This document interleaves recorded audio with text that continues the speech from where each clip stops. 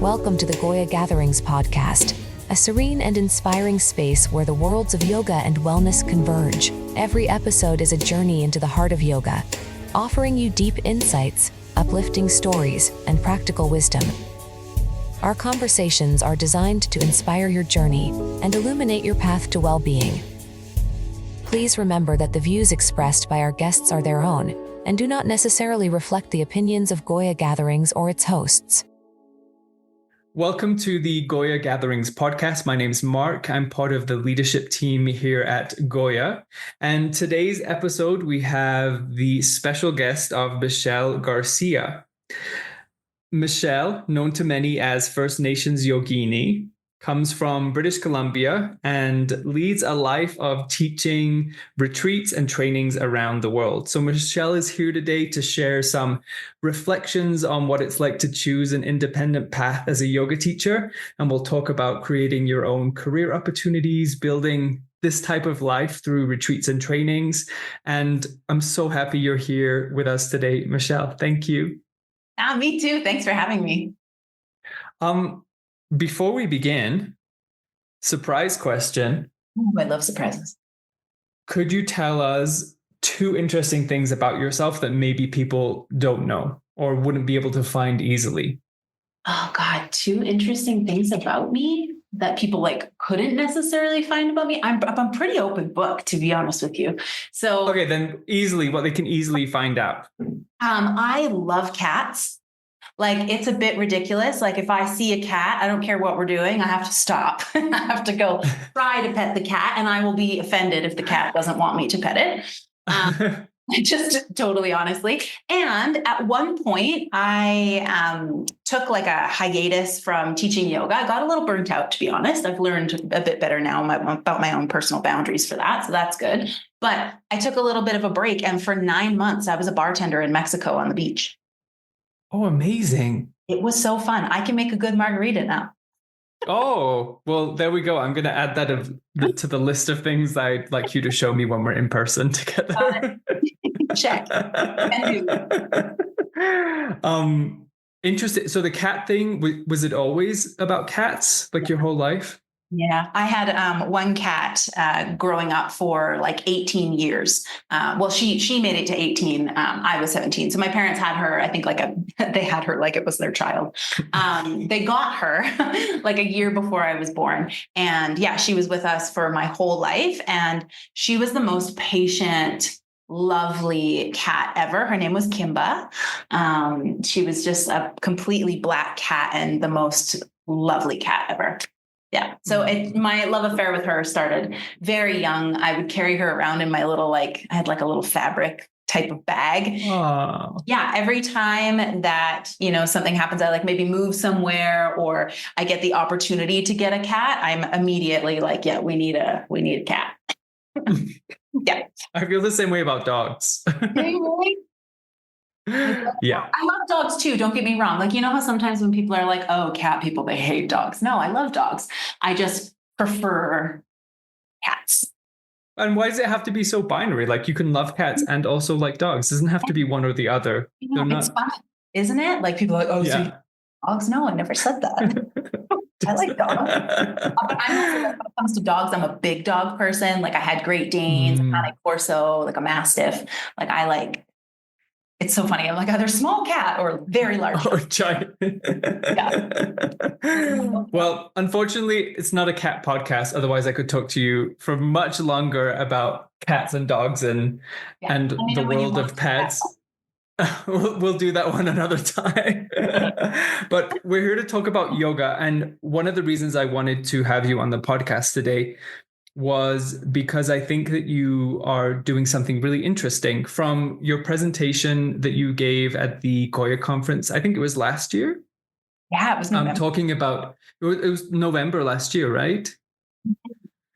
Talking about trainings and retreats. And I think it's really, maybe from the outside, what it appears like is that you've created this sort of world for yourself where you are traveling around the world and offering retreats and trainings. And I'm sure very likely it's not as kind of magical and sparkly maybe as it looks from the outside, and there's a lot more to it than just that, and that you do more than those two things. But I think for many people, when they think about teaching yoga, that's kind of like the dream that they have, is to offer a retreat or a training, or to have that be their main source of income and what they do for their career. So I think I'm just really interested to hear more about it from you. So before we dive in, I'd love to know what drew you to yoga and what led you to start actually teaching. So I guess what really like led me to yoga, it was kind of an accident, not really an accident, but it's not that it was something that I like looked to go and find. I was working as a barista once upon a time. There's just something about making a drink. I just really enjoy like crafting something. I like the ratios. I think it's fun. I love food. That's another thing you'll learn about me. But I was working at a coffee shop, and at this point in my life, my parents were actually going through a divorce. I was 21, I think. And yeah, my parents were going through a divorce, and my younger sister was getting heavy into drugs. And so I kind of felt like the walls were caving in. And my sister's counselor, her mental health counselor that she had been seeing forever, that I had known, just a little bit, from here and there. I'm from a very small town of 5,000 people, so you do end up knowing everyone. She came into the coffee shop one day, and we always had a great relationship. And she started talking to my boss, and they decided that they were going to open up like a pop-up yoga studio in the coffee shop at the end of the day, which was great because I was working the closing shift. And I was like, well, I'm already in comfortable clothes because I wasn't somebody that would like to wear jeans to work. So I was already in very comfortable clothes. And when it closed down at the end of the night, I mopped up the floors, moved the tables around. And it was actually my boss who, he's since passed, but he had a men's group that would get together. And so it was all these older men, like in their like 40s, 50s. I was 20, so 40s seemed older, but actually I think he was probably 50s or 60s. Now that I think about it. But either way, it was all of them, me, and my sister's mental health counselor. And we did yoga for the first time. I had never experienced it before, but I'd always grown up really loving sports. Like I played a lot of volleyball and basketball in high school. And yeah, so it felt so good to move my body in that way. And then also to be able to kind of enjoy a stillness that I hadn't experienced before. So that was how I kind of got into it. It was just like, oh my gosh, okay, when are you teaching your next class? Like, can you make sure you put me on the schedule so that I'm the one that closes down the coffee shop so that I'm already here and I could just take the class. So yeah, it became very like, I don't know. It was like a bit of a craving. And she was the only person that was around that was teaching yoga. Again, very small town. And hers were very sporadic, her classes, because yoga was kind of a side gig for her. She was a mental health counselor. So it would take her out of town a lot. So we wouldn't have yoga for a couple of weeks, and then we'd have one random class, and then, that kind of situation. But after that, I ended up kind of transitioning from working as a barista to working in a bank. And when I started working in the bank, I found yoga to be very important because I don't know, banking was just not for me. It was just too much paperwork and too many sales targets that felt inauthentic. And so it was really challenging for me to feel like I was doing something that was really benefiting. And one day, this same yoga teacher, who, again, she was the only one I was really going to, and I didn't really get to go to very many, but I'd go anytime I could. She said to me afterwards, we were having kind of a heart to heart, and she was like, I really think that you should become a yoga teacher. And I was like, but I work in banking. What do you mean? But no, she was quite adamant. She was like, I really do think that you would be great at it. And that was what planted the seed. And then once I was, really recognizing that banking was just not a good fit for me, I started looking for teacher trainings. And then, yeah, I took the plunge because she once upon a time planted a seed that I should. Wow. Yeah. And then right after finishing the training, you started teaching? Yeah, I took the training in my 3 weeks holiday that I had in banking because I still had bills to pay. So, I wasn't just quitting banking and going to go try yoga without ever, doing that really. So as soon as I got back, I started teaching, I think it was one class a week, just on Fridays after my, 9 to 5 banking world. I would just walk down the street. It's so convenient living in a small town, walk down the street and then just teach at this dance studio. And eventually it was like, okay, teaching one class a week. And then it became like, okay, well, maybe we could teach 2 classes a week. And it kind of built just a little bit. I really still wasn't teaching that much because I was, full-time, in a salary position with the bank. But it just kind of progressed from there.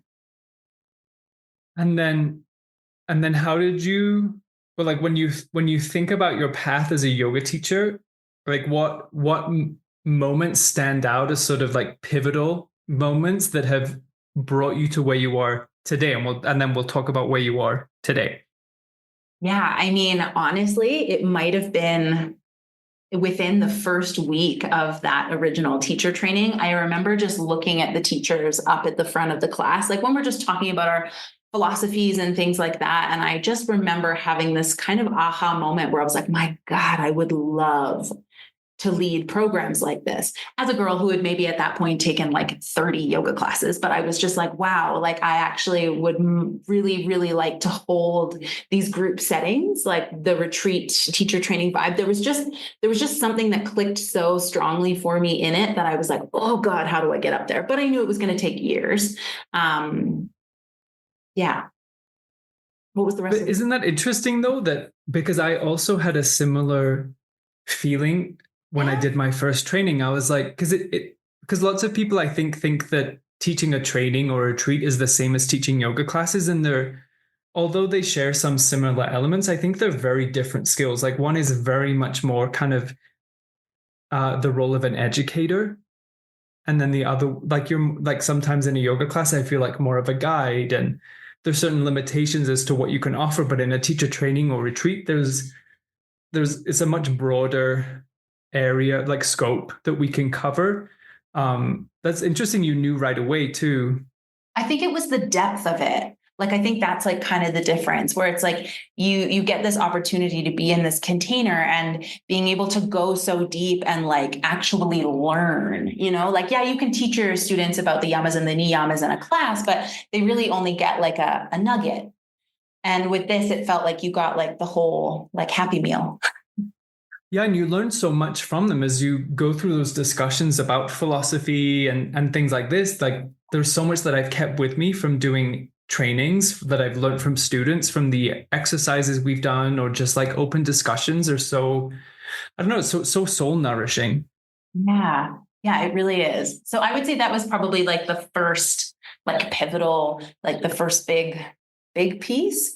And then I think another time when I felt like a big like shift. I don't remember how you worded it, but I liked it. I don't remember either. It's all good.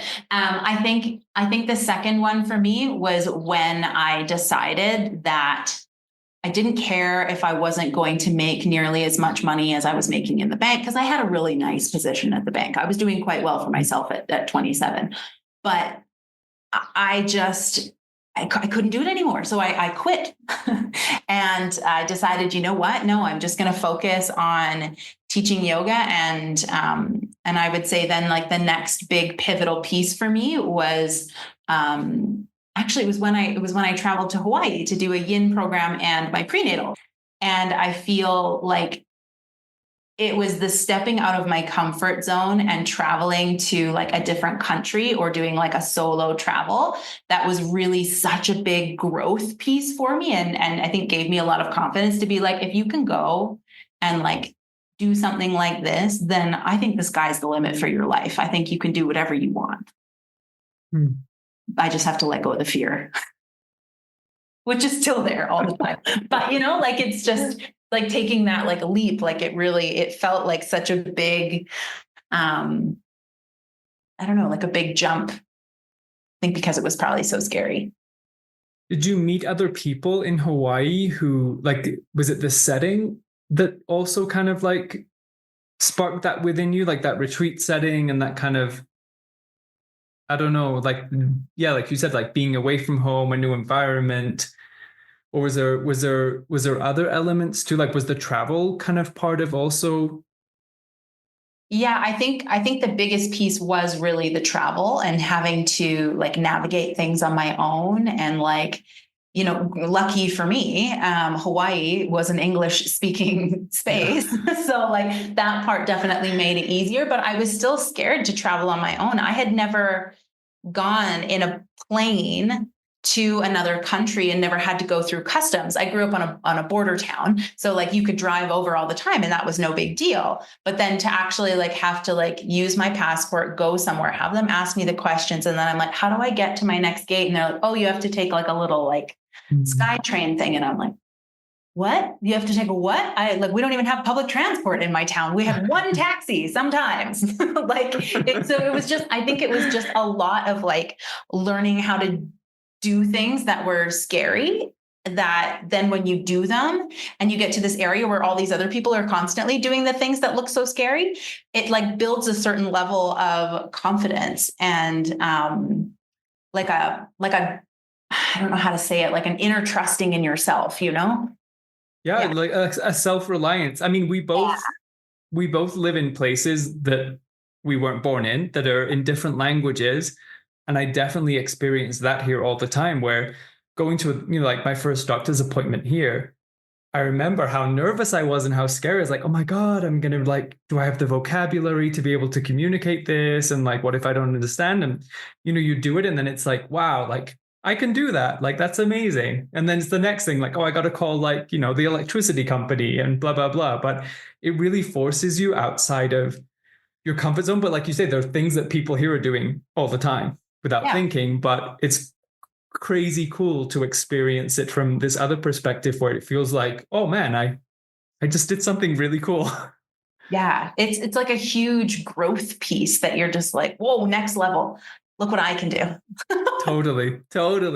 Yeah. How come, or not how come, what was first of all, I need to ask you about what does your teaching life look like now? Like, what is it mainly comprised of? Like are you teaching in studios? Are you teaching at home? Like what's your life? Fun fact about me, I've never taught in an actual yoga studio, which is weird to think about, but, I've always ended up like renting a space and just doing my own thing or doing teacher trainings or whatever.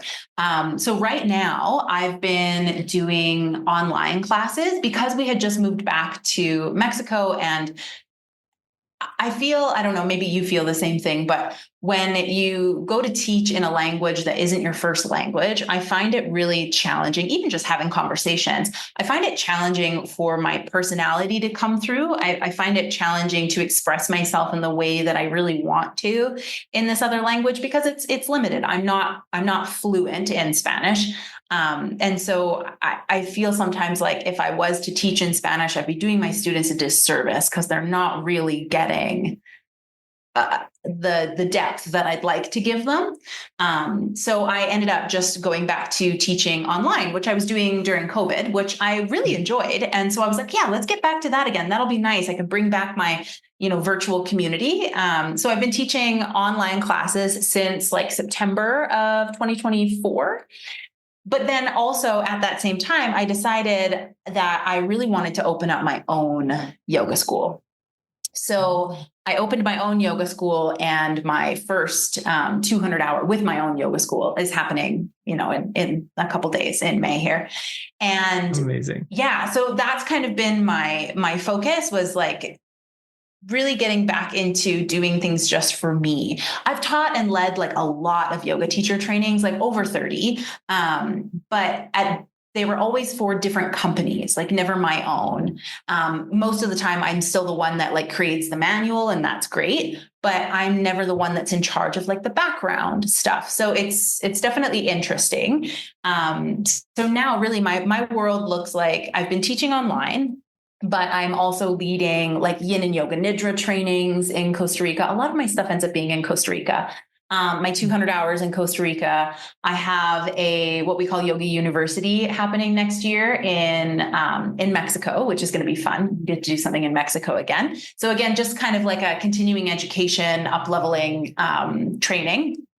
And then I also go to Peru. Right now it's been every other year, but it might be every year. And I help out with 200-hour programs there as well. Yeah. Nice. Wow. That's very diverse.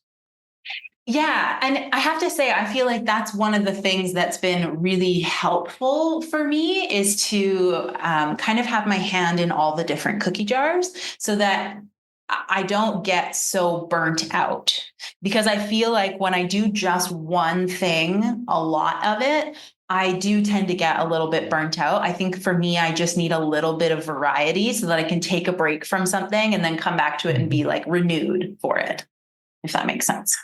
Yeah. Totally. Was not teaching in a studio or like the typical studio setting a conscious choice you made, or was it made for you by perhaps where you were living at the time? Or yeah, it's pretty much that. It's that. Okay. Such a small town. And so even looking for places to teach, like there was the dance studio that was just down the street from where I worked. So that was great. But I also used to rent out churches, which was great that I found a church that was happy to have yoga. I was like, hey, yeah. Beautiful setting, stained glass, the acoustics, the big like, yes, it was amazing. But yeah, I mean, and then when I, after I had, quit my job and decided I needed to move somewhere, the first real place that I moved was Mexico.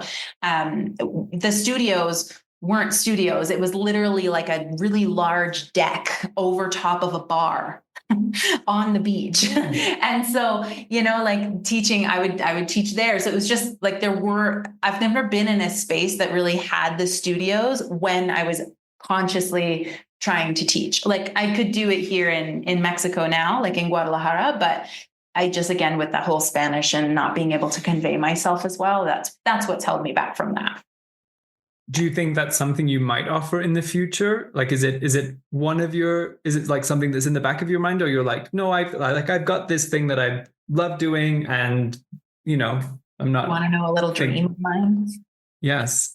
So I have this dream that one day I will own, it's probably 3 stories, but I would like to own a building where the bottom of the building is like a little bistro, but like cafe wine bar vibes is what I'm after. And then above that, I would love it to be a yoga studio. And then above that, that's where I'd like to live. I'd like to have a nice, couple bedroom apartment. And then above that, just a really nice, rooftop deck situation, because I do love the sun. I love that. That's my dream. I love it. In Mexico, you're thinking in Mexico. Probably. Yeah. Realistically, yeah. Yes, of course. You're there. Why wouldn't you? I'm here, permanent resident, we love it. So yeah. Oh, that's amazing. So what have been some of the most valuable lessons you've learned in sort of creating this, I don't want to say different path, because it's maybe not, but it maybe is not like the typical yoga teacher career projection that most people think about when they first think about becoming a yoga teacher. I think what you're doing is you're really carving and crafting your own path. So are there any super valuable lessons you've learned along this path so far? I mean, I think for everybody, they would probably learn something different, because I think it really just depends on your personality and how you kind of flow through life in general. But things that I've really learned in the past couple of years is that I am somebody who is very passionate about what I'm offering, and I really have a vision for what I want to offer. And it's a lot easier to offer that when I'm the one that's fully in control of the whole situation. So I will say that going out to work for other people is really lovely, but you also have to set aside sometimes, depending on who you're working for, what you think should be taught. And you have to teach what's being asked of you to teach, which I mean, is lovely still, because, and on one hand, it takes away some of the planning and some of the thinking and, that whatever. But it can be really challenging for me to teach something that I don't feel 100% aligned with. So I do feel like one of the lessons I've learned is that I am probably better off working for myself unless I already know that I'm 100% aligned with the person that I'm working for or with. Yeah, I would say that's a big one. One thing I really have learned, I think, in the last year is the power of consistency. And, it's funny because like in our yoga world as teachers, we can physically see the power of consistency when you show up on your mat on a regular basis, be it breath, meditation, movement, whatever that is. We can see the benefit.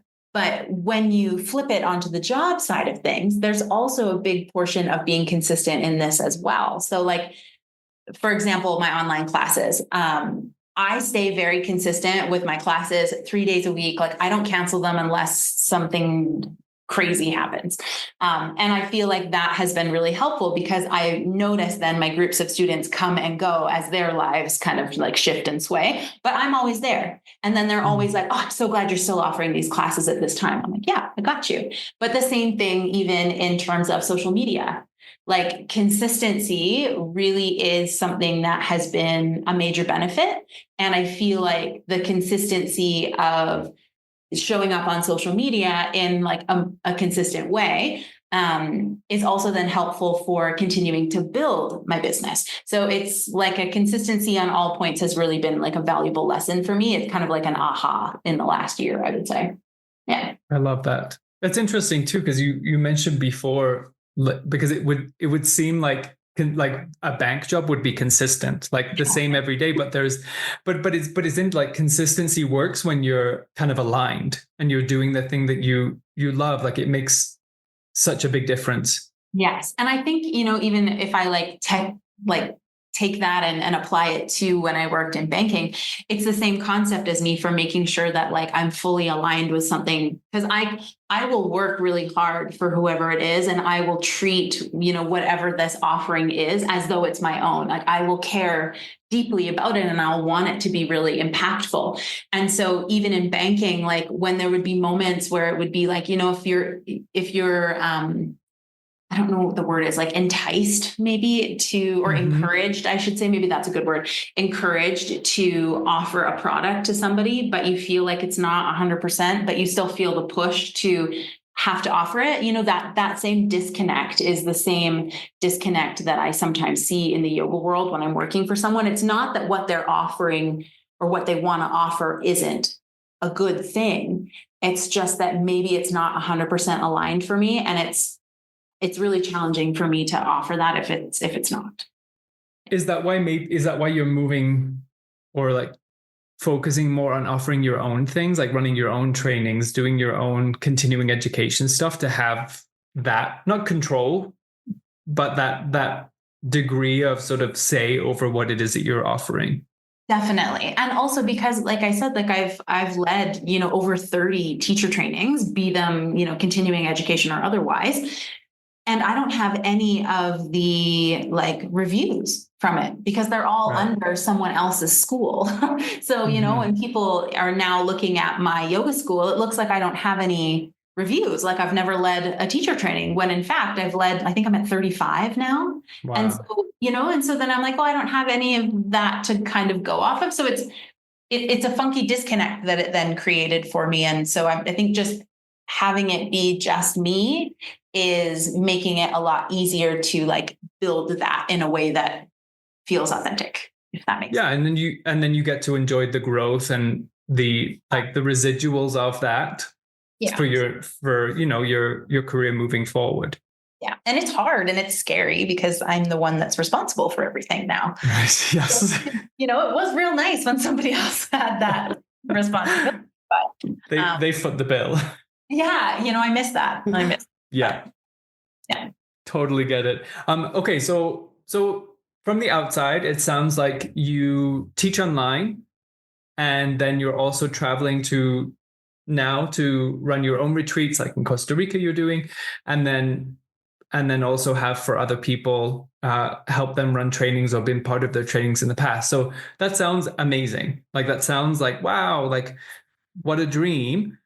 But with every dream, if even if it is a dream, there's going to be things that are difficult and challenging and like, the sort of stickier parts. What are some of the moments of like doubt or challenges that you've experienced on this trajectory?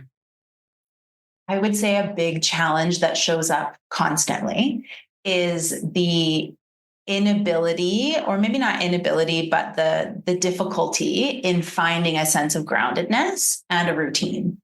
Because, I've only been married for a couple of years. And in these couple of years, my husband and I spend so much time apart, because like physically apart, because I'm off in different places. He happens to be a musician. So for him, he's also like, off in different places as well. But for me, my periods of time that I'm gone are quite long. Like, for example, I'm about to go to Costa Rica. I'll be there for 25 days. And then I come home for less than 48 hours and I head to Portugal. And then I'm in Portugal for 2 weeks. And then I go straight to Canada. And then I'm in Canada for like 3 weeks. And then I go to the US. And then I'm in the US for a week. And then I come back home to Mexico for a few days. And then I'm back in Costa Rica again. So it's hard to, or it can be. I mean, I guess what I've chosen has made it that way. But it can be hard to find the sense of groundedness, in the sense that like I'm somebody who loves to be at home.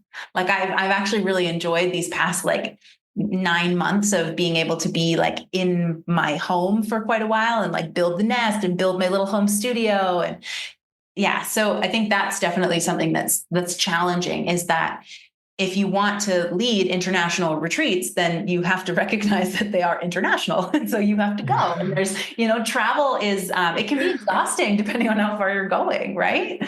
So yeah, I would say that's a big one. I don't know if I have another one. Can I ask you about that? Yeah. How do you, because I, for years, worked for a yoga school where we traveled around, like there'd be months where it was, country after country. So how do you find a sense of groundedness and stability amidst all of that travel? Is that your practices that you're coming back to? Are there different ways that you find a sense of groundedness? I mean, I'm really grateful for, technology and just the ability to be able to still like call the people that you love. I don't know how people would have done this, back in the day, because, we're very blessed in the sense that, even just with like big time zone differences, we can have conversations on the phone. So, that's definitely helpful. But in terms of like the sense of groundedness, one of the things that I've really realized in, again, probably the past year, is that to find groundedness, I have to find routine. I have to really embrace routine within my teacher trainings, both for my students and for myself. So whenever I lead a teacher training, like for example, this one I'm about to do, I will make the schedule very similar every day, in the sense that every morning is going to start with a yoga practice. And then we do some philosophy, a little bit of practice teaching, lunch, and then like a break, and then physical practice. And then afterwards, I try really hard to just make sure that sleep is a priority for everybody, because I feel like being able to get to sleep at an appropriate amount of time really helps you feel more grounded, less anxious. You have more downtime to take care of things. So yeah, setting up a routine, like even just for the students in terms of schedule, but then for myself, one of the things that I've gotten back into that I used to do a lot, back in the day, and I loved it, was running. So I've started running again, and I've been like very religious about this routine of getting up at like a certain time every morning and then just going straight for a run. And so I'm going to do that again now when I go to my teacher training, but I have to be mindful, because teacher trainings are very energetically demanding, and which I love that, but I also have to make sure that I don't burn myself out so I can still show up for my students. So it's going to be interesting to try to fit running back in as like a grounding routine time for me during my program. It's interesting with running, because you can do it anywhere, like it like mostly like it travels with you, which is so like yoga, I guess, too, when you have a yoga mat, yes, obviously, but like running, I love running too when I travel, because it helps me get a sense of where I am. Like I love running around the area or running in the city, like I feel like I start to know a little bit more about my immediate area. So I always feel a little bit less anxious when I'm in a new place, when I can run and I feel like, okay, I'm happy here. This is good. Yeah, that's great. I love that. What would your advice be? So someone listening to this podcast and hearing what you're sharing and about your life and this path in your career that you've created, and they get this light bulb moment and they're like, oh my God, that sounds like I really want to do that. Like that sounds amazing. What would your number one piece of advice be for that person? Yeah. I mean, I think that doing this takes time. Again, coming back to that like consistency thing. So honestly, financial stability is one of the things that's going to make you feel a heck of a lot more comfortable going forward. So my first thought is prioritize a nest egg that can carry you through, or marry somebody who happens to, have a great job and that can provide that for you. That always looks really nice. But, I really do feel like having that sense of stability financially makes everything else a lot easier. So I would say that would be like probably my number one piece of advice is like everything costs more than you think it does. And there's always like an extra payment of something somewhere that has to be done. So a nest egg is really wonderful. But like outside of that, like more like emotionally, I think that, that I don't know how I'm paraphrasing. It's like there's a quote that's something like, if you do what you love for a living, you'll never work a day in your life. Mm-hmm. So yeah. I think that, follow your passion. So if you are, considering being somebody who does yoga retreats and teacher trainings, it's like believe in yourself and just go for it. If you're wanting to get into that kind of, job or situation, if you're wanting to take the plunge and go for it, it's like, you really got to love it. You got to love it because it becomes all consuming when you own your own business. Like nobody really teaches you that. It's like, okay, now you're a yoga teacher and you want to do retreats and trainings. Okay, well, now you are a business owner. You're also your own marketing director.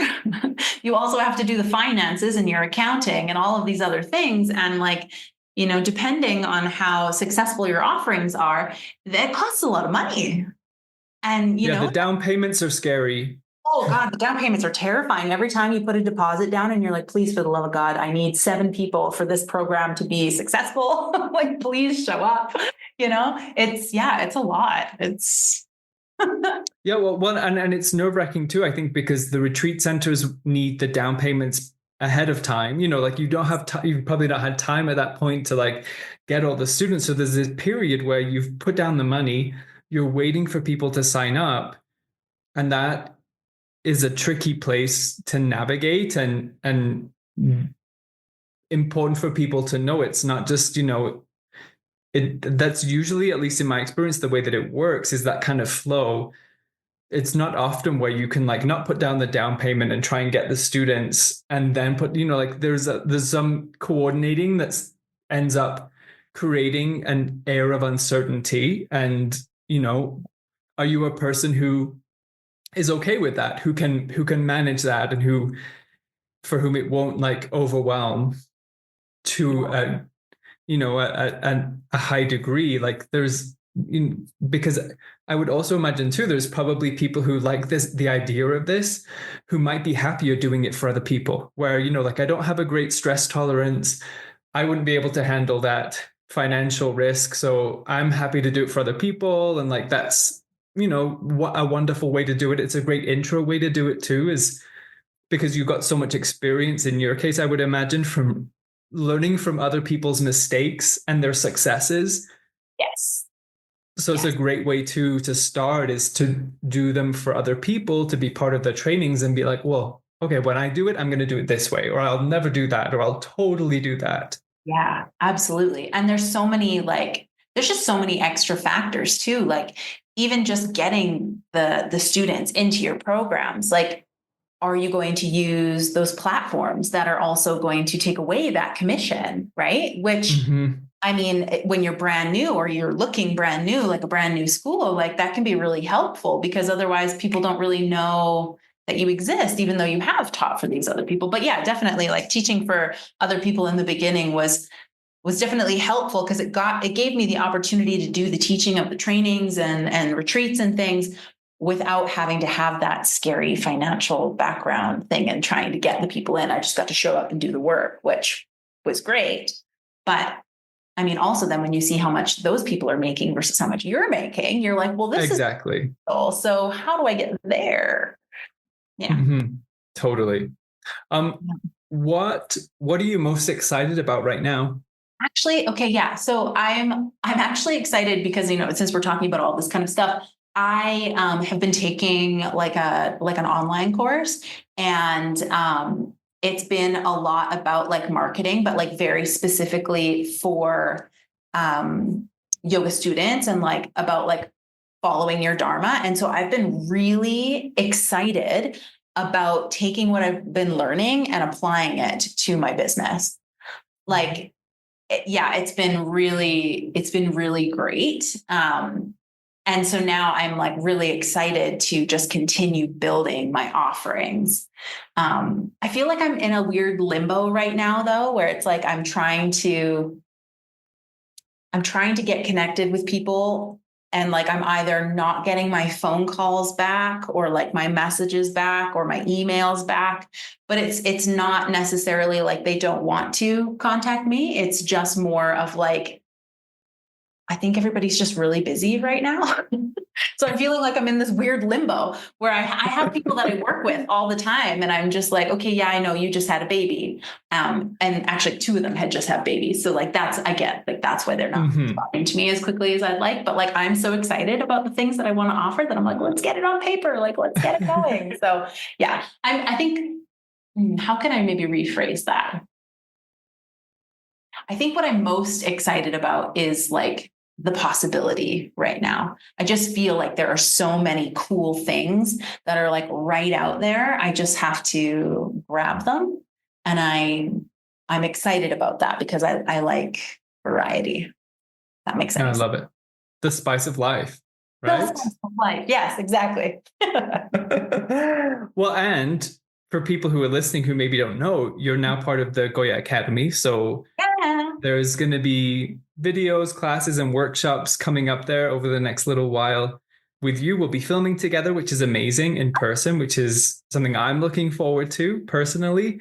And I think that your presence for everybody in GOYA is wonderful. Like what you're offering, what you're teaching, what you're sharing, I think is a really important perspective. And I'm glad that we finally get to be part of your world. Me too. Thank you so much. I'm really excited about it. I think it's going to be great. Well, thank you for being here today and sharing a little bit. And I'd love to have you back on again, and we can talk about cats and dogs and margaritas and everything. Amazing. Sign me up.